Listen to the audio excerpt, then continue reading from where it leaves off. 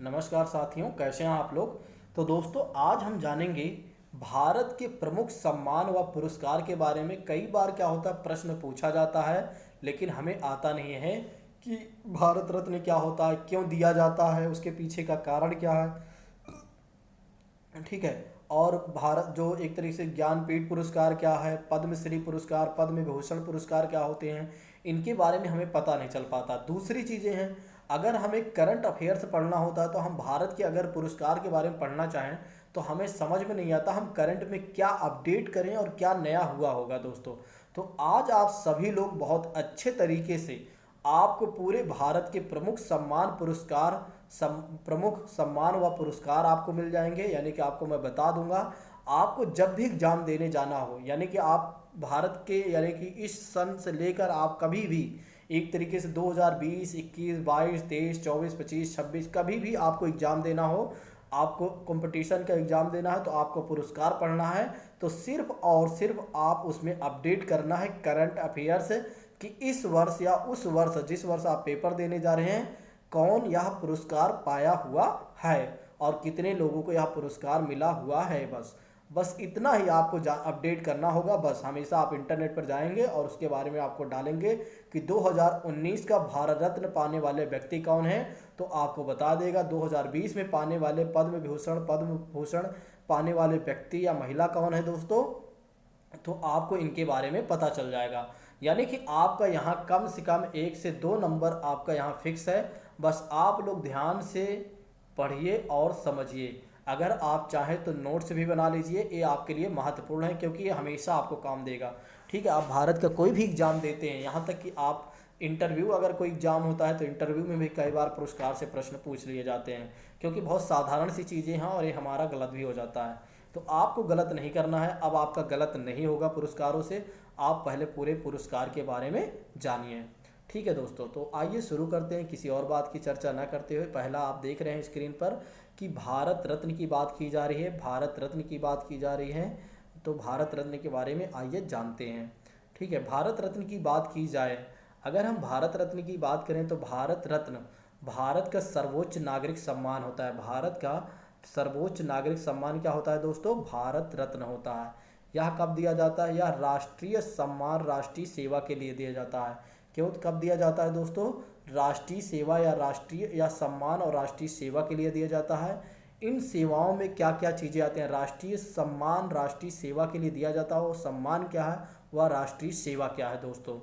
तो कला के क्षेत्र में दिया जाता है भारत रत्न, अगर आपने कला में बहुत अच्छा प्रदर्शन किया है। ठीक है, साहित्य के क्षेत्र में आपने बहुत अच्छा प्रदर्शन किया है, बहुत अच्छा काम किया हुआ है। ठीक है, जिससे कि आपने देश के फायदा या देश का नाम किया है। विज्ञान के क्षेत्र में आपने किसी प्रकार का इनोवेशन किया है, तब भी आपको भारत रत्न दिया जाएगा। और सार्वजनिक सेवा में जैसे आपने गरीबों के लिए, ठीक है, जो एलजीबीटी समुदाय है, ठीक है, एलजीबीटी समुदाय के लिए आपने काम किया, या आपने एक तरीके से जो दिव्यांगजन लोग हैं उनके लिए आपने काम किया और बहुत अच्छा काम किया, तब आपको दिया जाए। या आपने खेल में बहुत अच्छा कार्य किया, खेल में अच्छा प्रदर्शन होने के कारण आपको क्या मिलेगा दोस्तों? भारत रत्न। भारत का यह सर्वोच्च नागरिक सम्मान माना जाता है। तो जिन लोगों को भी मिलता है, आप दोस्तों आप समझिए कि उनका क्या कितनी अच्छी खुशी होगी। तो आप सभी लोग भी काम कर सकते हैं कला के क्षेत्र में, साहित्य के क्षेत्र में, विज्ञान, सार्वजनिक सेवा और खेल की सेवा में आप अच्छा प्रदर्शन करके आप भी भारत के सर्वोच्च नागरिक का सम्मान हासिल कर सकते हैं। इसकी शुरुआत कब की गई थी दोस्तों? 2 जनवरी 1954 में। 2 जनवरी 1954 से इसकी शुरुआत की गई। और शुरुआत करने वाले व्यक्ति कौन थे? तत्कालीन राष्ट्रपति डॉक्टर राजेंद्र प्रसाद जी द्वारा इसकी शुरुआत की गई है। किसके द्वारा शुरू की गई दोस्तों? डॉक्टर राजेंद्र प्रसाद द्वारा, क्योंकि ये भारत के महामहिम राष्ट्रपति हैं उस समय के। ठीक है, भारत के पहले राष्ट्रपति भी यही हैं। कौन? डॉक्टर राजेंद्र प्रसाद दोस्तों। ठीक है, अन्य बात की जाए तो फिर नेक्स्ट बातें की जाती हैं। इसमें और भी कुछ पॉइंट हैं, आप देख सकते हो, मैं आपको बताने का प्रयास करता हूं, बस आप थोड़ा सा इंतज़ार कीजिए। ठीक है, अन्य बात की जाए दोस्तों, अन्य बात की जाए इसमें तो अन्य अलंकरणों के सम्मान को भी इसी सम्मान के नाम से, इसी पदवी के साथ प्रयुक्त नहीं किया जा सकता। अन्य अलंकरण जो होते हैं, अन्य चीज़ें जो होती हैं, इस सम्मान को भी इस सम्मान को भी नाम के साथ पदवी के रूप में प्रयोग नहीं कर, ऐसा नहीं कि जैसे आपको मिल गया भारत रत्न, आपका नाम है राजू तो राजू भारत रत्न, ऐसा आप कोई भी पदवी का प्रयोग नहीं कर सकते हैं, ठीक है। नहीं तो आप सोचो कि जैसे हमें मिल गया, ठीक है, भारत रत्न मिल गया, आप अपने आगे लिखने लगे मैं यह व्यक्ति हूँ और भारत रत्न, ठीक है, ऐसा आप नहीं, इसका पदवी के साथ आप प्रयोग नहीं कर सकते हैं।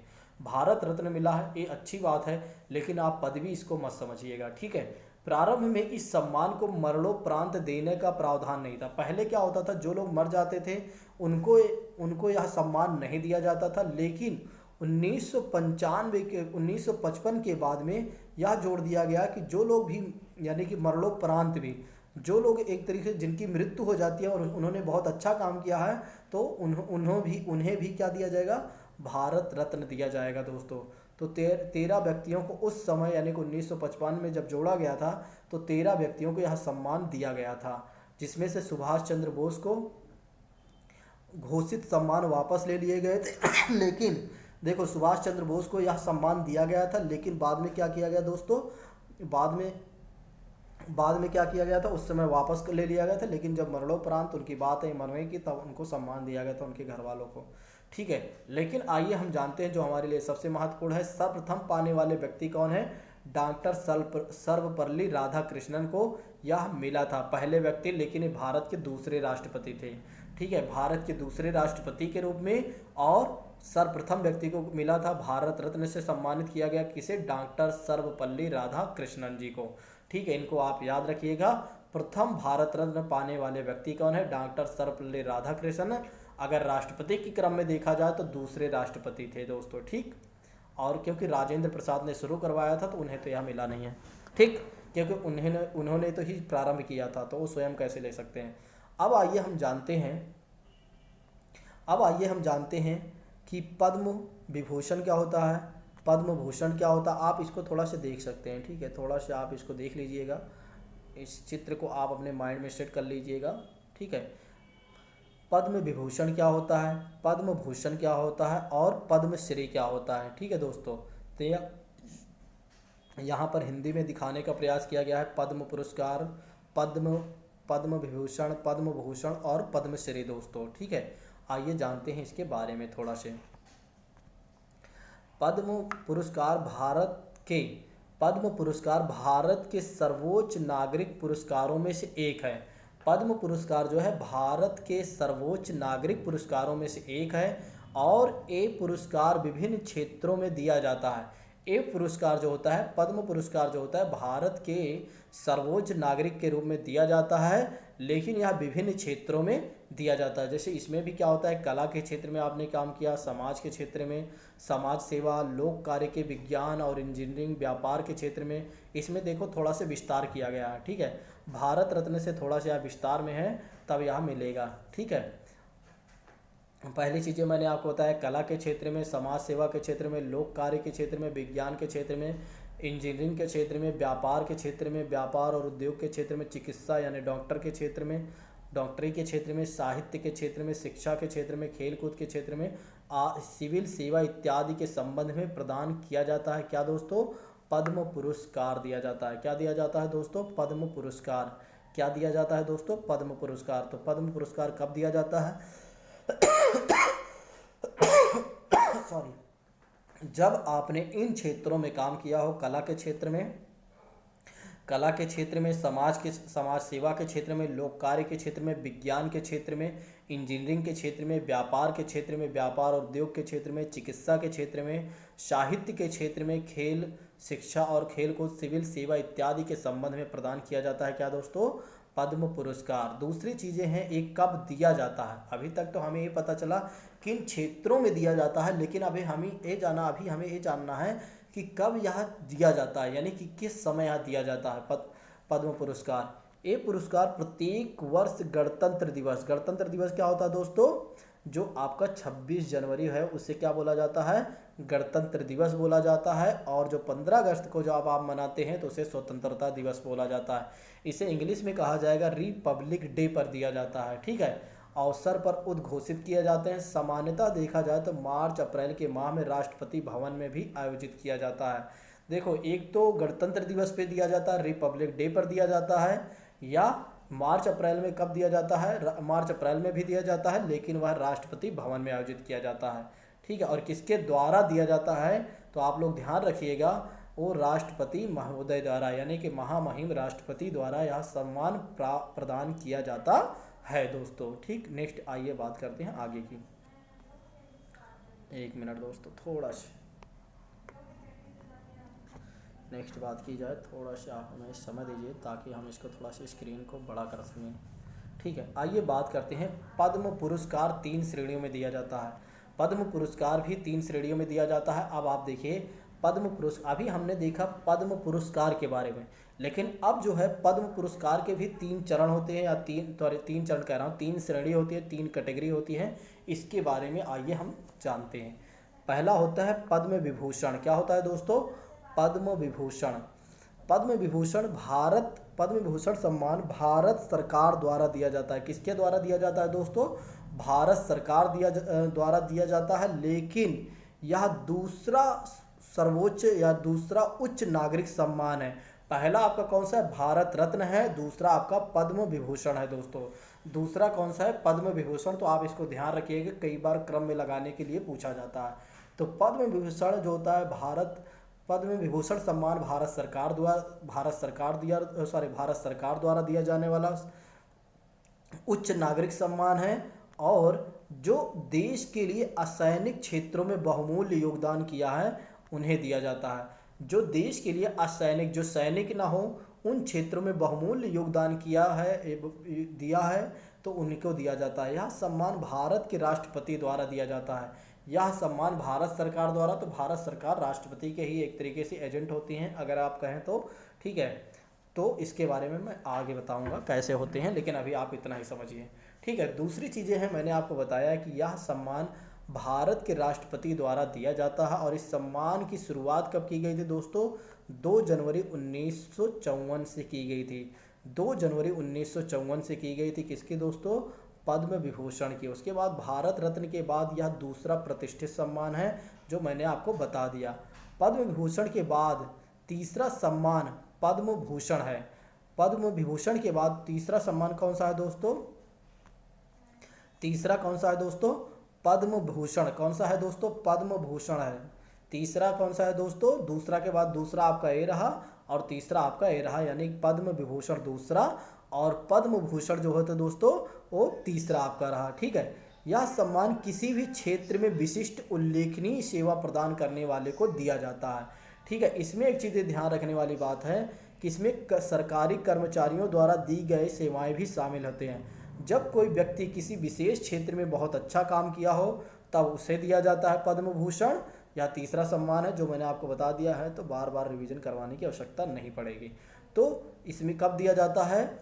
जब किसी व्यक्ति ने किसी विशेष क्षेत्र में, विशिष्ट क्षेत्र में अच्छा काम किया हो या सेवा दिया हो उसे मिलेगा, या जो सरकारी कर्मचारी हैं उनके द्वारा भी दी गई कोई अच्छी सेवाएं, जब उन्होंने बहुत अच्छा काम किया है तो उन्हें भी इससे सम्मान प्राप्त होता है। इन्हें ऐसे सम्मान प्राप्त होता है। पद्म भूषण जैसे सम्मान से वो सम्मानित किए जाते हैं दोस्तों।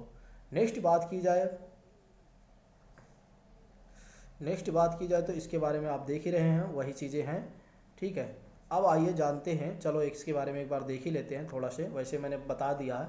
पद्म भूषण सम्मान भारत का दिया जाने वाला तीसरा सर्वोच्च सम्मान है जो देश के बहुमूल्य योगदान के लिए दिया जाता है। भारत सरकार द्वारा दिए जाने वाले अन्य प्रतिष्ठित पुरस्कारों में भारत रत्न, पद्म विभूषण, पद्मश्री का नाम लिया जा सकता है दोस्तों। ठीक है, नेक्स्ट आइए बात करते हैं पद्मश्री की। तो मैंने आपको पद्म विभूषण और पद्म भूषण के बारे में बता दिया, भारत रत्न के बारे में बता दिया। आइए बात करते हैं पद्मश्री के बारे में बात करते हैं। कौन सा दोस्तों? पद्मश्री की बात कर लेते हैं। पद्मश्री या पद्मश्री भारत सरकार द्वारा आमतौर पर सिर्फ भारतीय नागरिकों को दिया जाने वाला सम्मान है।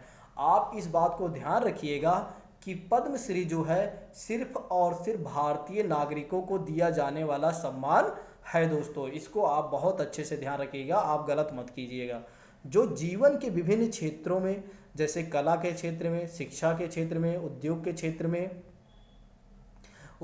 क्षेत्र में, जैसे कला, शिक्षा, उद्योग, साहित्य, विज्ञान, चिकित्सा के क्षेत्र में, समाज सेवा, सार्वजनिक जीवन आदि उनके लिए विशिष्ट योगदान मान्यता प्रदान करने वाले को दिया जाता है। भारत के नागरिक पुरस्कारों के पदानुक्रम में यह कौन सा है दोस्तों? चौथा पुरस्कार है। चौथा मैंने आपको चारों बता दिया है, एक बार फिर से मैं आपको यहाँ पर दिखाने का प्रयास करता हूँ। देखो मैंने आपको बताया, सबसे पहले मैंने आपको बताया भारत रत्न, दूसरा मैंने आपको बताया पद्म विभूषण, तीसरा मैंने आपको बताया पद्म भूषण, और चौथा मैंने आपको बताया दोस्तों पद्मश्री बताया। क्या दोस्तों बताया मैंने आपको? पद्मश्री बताया। आप देख सकते हैं पद्मश्री बताया मैंने आपको दोस्तों। तो चार ऐसे रत्न हैं जो भारतीयों को दिए जाते हैं और जो विशिष्ट क्षेत्रों में काम करते हैं। जो मैंने क्षेत्र आपको बताया वो क्षेत्र थोड़ा सा आप ध्यान रखेंगे। दूसरी चीज़ें मैं आप सब लोगों से कहना चाहूँगा कि जब भी आप एग्ज़ाम देने जाएंगे, कोई भी एग्ज़ाम आप देने जाते हैं, चाहे वो दिल्ली पुलिस हो, चाहे यूपी पुलिस हो, चाहे एसआई का एग्ज़ाम हो, चाहे आईएएस का हो, किसी भी का एग्ज़ाम, भारत के कोई भी परीक्षा आप देने जाते हैं तो आपको सिर्फ एक काम करना है, वो है आपको करंट अफेयर्स अपडेट कर लेना है जिस वर्ष आप पेपर देने जाएंगे, कि इस वर्ष का कौन पद्म विभूषण है, किसे भारत रत्न मिला है, किन किन लोगों को, और पद्म भूषण और पद्मश्री किन किन लोगों को मिला है, इसके बारे में आप थोड़ा से देख लेंगे बस, और आपका सारा प्रश्न सही हो जाएगा दोस्तों। ठीक है, यहाँ से एक भी प्रश्न आपका गलत नहीं होगा। नेक्स्ट आइए बात करते हैं दादा साहब फाल्के पुरस्कार। कौन सा पुरस्कार दोस्तों? दादा साहब फाल्के पुरस्कार, जो आप देख रहे हैं स्क्रीन पर। तो दादा साहब फाल्के पुरस्कार के बारे में आप पहले से ही जानते होंगे, जो नहीं जानते हो आज जान लेंगे। दादा साहब फाल्के पुरस्कार के बारे में थोड़ा सा स्क्रीन को मैं बड़ा करना चाहूँगा। ठीक है दोस्तों, एक मिनट, ताकि आपको थोड़ा सा अच्छे से दिखाई दे। दादा साहब फाल्के पुरस्कार भारत सरकार की ओर से दिया जाने वाला यह एक वार्षिक पुरस्कार है। कैसा पुरस्कार है दोस्तों? वार्षिक पुरस्कार है, जो किसी व्यक्ति को विशेष भारतीय सिनेमा में काम करने वाले या उसके आजीवन योगदान के लिए दिया जाता है। भारतीय सिनेमा में अभी आपने देखा 2018 में, हाँ 2018 या 19 में आपने देखा होगा कि अमिताभ बच्चन को दादा साहब फाल्के पुरस्कार के लिए रिकमेंडेशन किया गया था। ठीक है, तो आप सभी लोग इसको देख लीजिएगा। ये बात सत्य है कि अमिताभ बच्चन को ही दिया गया है। ठीक है, आप इसको चेक कर सकते हैं, और कब दिया गया है थोड़ा सी कन्फर्मेशन मुझे नहीं है, लेकिन 2018 और 19 में ऐसे दिया गया है दोस्तों। उनके लिए रिकमेंडेशन किया गया था दादा साहब फाल्के पुरस्कार के लिए। यह प्रतिवर्ष दिया जाता है, इस बात को ध्यान रखना है। जिन्होंने भी बहुत अच्छा सिनेमा जगत में काम किया हो और आजीवन योगदान किया हो तो उन्हें यह पुरस्कार दिया जाता है। इस पुरस्कार का प्रारंभ दादा साहब के, एक मिनट दोस्तों मैं यहाँ दिखाना चाहूँगा आपको। ये देखिए दादा साहब पुरस्कार, एक मिनट, हाँ 1969 से, कब से शुरू किया गया? इस पुरस्कार का प्रारंभ दादा साहब फाल्के के जन्म के 1969 से 1969 से इसकी शुरुआत की गई थी। पुरस्कार उस वर्ष के अंत में राष्ट्रीय पुरस्कार के साथ प्रदान किया जाता है। यह अंतिम होता है। इसमें क्या होता है दोस्तों? 10 लाख रुपए मिलता है और स्वर्ण काल मिलता है, यानी कि एक सोने का कमल मिलता है दोस्तों। ठीक है, यानी कि सोने का एक कमल मिलता है और 10 लाख रुपए मिलता है। किस में मिलता है दोस्तों? दादा साहब फाल्के पुरस्कार किस में दिया जाता है? भारतीय सिनेमा जगत में दोस्तों। इसको भी आप ध्यान रखिएगा, गलत मत करिएगा। मैंने आपको सब कुछ बता दे रहा हूँ। अब भी आप गलत करते हैं तो फिर आप समझो आप पढ़ाई नहीं कर रहे, इसका मतलब आप एंजॉय कर रहे हैं। ठीक है, नेक्स्ट बातें आती हैं साहित्य अकादमी पुरस्कार। साहित्य अकादमी पुरस्कार के बारे में आइए देखते हैं कि साहित्य अकादमी पुरस्कार क्या है। आप यहाँ पर चाहो तो अपने माइंड में इस चित्र को आप बैठा सकते हो। ठीक है दोस्तों, आइए बात करते हैं साहित्य अकादमी पुरस्कार। सन 1954 में 1954 में अपनी स्थापना के समय से ही साहित्य अकादमी प्रतिवर्ष भारत की अपने द्वारा मान्यता प्रदत्त प्रमुख भाषाओं में से प्रकाशित सर्वोत्कृष्ट साहित्यिक कृति के रूप में पुरस्कार दिया जाता है दोस्तों। यह साहित्य के क्षेत्र में दिया जाता है। कब दिया जाता है? प्रतिवर्ष दिया जाता है। दूसरी चीज़ आपको याद रखना है, कब इसकी शुरुआत की गई थी? 1954 से इसकी शुरुआत की गई है। कौन सा? साहित्य अकादमी पुरस्कार, साहित्य पुरस्कार दोस्तों। पहली बार 1955 में लेकिन इसे दिया गया था। पहली बार कब दिया गया था दोस्तों? 1955 में दिया गया था। 1954 में इसकी शुरुआत हुई थी दोस्तों। ठीक है, नेक्स्ट आइए बात करते हैं इसमें और क्या चीज़ें मिलती होंगी दोस्तों। तो पहले इसमें दिया जाता था 5,000 रुपये, फिर बाद में 10,000 रुपये देने लगे, फिर इसमें 25,000 रुपये, फिर 2000 में 40,000 रुपये, लेकिन अभी 2003 से लेकर अब तक में 50,000 रुपये साहित्य पुरस्कार दिया जाता है और साथ ही साथ राशि दी जाती है। कितना दोस्तों? 50,000 रुपये राशि दी जाती है। ठीक है, साहित्य पुरस्कार के बारे में मैंने आपको बता दिया। ठीक है, नेक्स्ट आइए बात करते हैं और लास्ट आज का बात करते हैं ज्ञानपीठ पुरस्कार। जैसे कि आप देख रहे हैं भारत के प्रधानमंत्री के बारे में आप देख रहे हैं, उनका चित्र आपको दिखाई दे रहा होगा, अभी हाल ही समय में दिया गया था। भारतीय ज्ञानपीठ पुरस्कार के बारे में आइए हम बात करते हैं। भारतीय ज्ञानपीठ पुरस्कार की बात की जाए तो पुरस्कार भारतीय ज्ञानपीठ न्यास द्वारा भारतीय साहित्य के लिए दिया जाने वाला यह एक सर्वोच्च, एक मिनट मैं आपको दिखा देता हूँ, नहीं आप सोचो क्या था यहाँ, सर्वोच्च पुरस्कार है दोस्तों। ज्ञानपीठ पुरस्कार ज्ञानपीठ पुरस्कार भारतीय ज्ञानपीठ न्यास द्वारा दिया जाने वाला साहित्य के लिए दिया जाने वाला एक सर्वोच्च पुरस्कार है दोस्तों। आइए जानते हैं इसके बारे में। अभी आपको पूरी तरीके से क्लियर नहीं हुआ होगा, लेकिन अब क्लियर हो जाएगा। ठीक है दोस्तों, अब आइए हम जानते हैं, एक मिनट थोड़ा सा आप मुझे समय दे देंगे तो आपको सहज होगा समझने में। ठीक है, बात की जाती है कौन पा सकता है यह पुरस्कार, कौन पा सकता है यह पुरस्कार और कब मिलता है उसे, तो आइए जानते हैं। भारत का कोई भी नागरिक जो 8वीं अनुसूची में 22 भाषाओं के बारे में बताया गया है, उनमें से किसी भाषा में कोई अच्छी चीज़ें लिखता हो, 22 भाषाओं में से कोई भाषा लिखता हो, जानकार हो बहुत अच्छा, तो उससे यह पुरस्कार दिया जाता है। यानी कि इस पुरस्कार के लिए योग्य कौन होगा दोस्तों? जिसे 8वीं अनुसूची में, भारत के संविधान में 8वीं अनुसूची में 22 भाषाओं के बारे में बताया है, जिसमें से किसी एक भाषा के बारे में लिखता हो, जानकारी हो खूब अच्छी, बहुत अच्छी जानकारी हो, तो उसे यह पुरस्कार दिया जाएगा। कौन सा पुरस्कार दोस्तों? ज्ञानपीठ पुरस्कार। कौन सा दोस्तों पुरस्कार दिया जाएगा? ज्ञानपीठ पुरस्कार। और लास्ट पुरस्कार आप देख सकते हैं अरविंद जी वाला, अरविंद केजरीवाल, यहाँ पर बहुत सारे लोग, बड़े बड़े लोग बैठे हैं, आप देख रहे हैं यहाँ पर। रेमन मैग्सेसे पुरस्कार। कौन सा दोस्तों पुरस्कार है? रेमन मैग्सेसे पुरस्कार। नेक्स्ट कौन सा पुरस्कार है दोस्तों? रेमन मैग्सेसे पुरस्कार। ठीक, रेमन मैग्सेसे पुरस्कार की बात की जाए तो आप देख सकते हैं रेमन मैग्सेसे पुरस्कार के बारे में। आइए बात करते हैं। रेमन मैग्सेसे पुरस्कार एशिया के व्यक्तियों एवं संस्थाओं को उनको अपने क्षेत्र में विशेष उल्लेखनीय कार्य करने के लिए प्रदान किया जाता है। तो उन व्यक्तियों की जाता है जो एशिया के हैं, और एशिया के व्यक्तियों को और संस्थाओं को अपने विशेष क्षेत्र में, जिस क्षेत्र में वो काम कर रहे हैं, बहुत अच्छा कार्य कर रहे हैं, तब उन्हें यह पुरस्कार दिया जाएगा। इसे प्रायः एशिया का नोबेल पुरस्कार भी कहा जाता है। तो रेमन मैग्सेसे पुरस्कार को एशिया का नोबेल पुरस्कार भी कहा जाता है। दूसरी चीज़ें होती हैं, यह रेमन मैग्सेसे पुरस्कार फाउंडेशन द्वारा, यानी कि एक फाउंडेशन है जिसे बोला जाता है रेमन मैग्सेसे पुरस्कार फाउंडेशन। रेमन मैग्सेसे फाउंडेशन द्वारा इसको दिया जाता है, और किस भवन में दिया जाता है, किसके याद में दिया जाता है? फिलीपींस के भूतपूर्व राष्ट्रपति, जिनका नाम था दोस्तों रेमन मैग्सेसे, की याद में यह दिया जाता है। किन्हें दिया जाता है?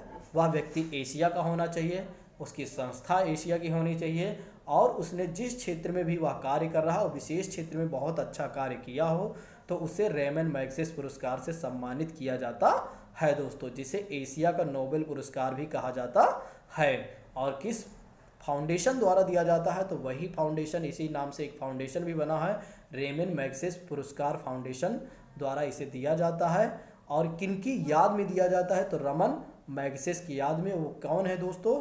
फिलीपींस के भूतपूर्व राष्ट्रपति है, यानी कि तत्कालीन राष्ट्रपति के याद में, स्मृति में दिया जाता है दोस्तों।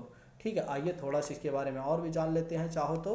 वैसे तो इतना आपके लिए काफ़ी है, ठीक है, जितना मैंने आपको बता दिया उतना काफ़ी है, ये सिर्फ एडवांस है थोड़ा से।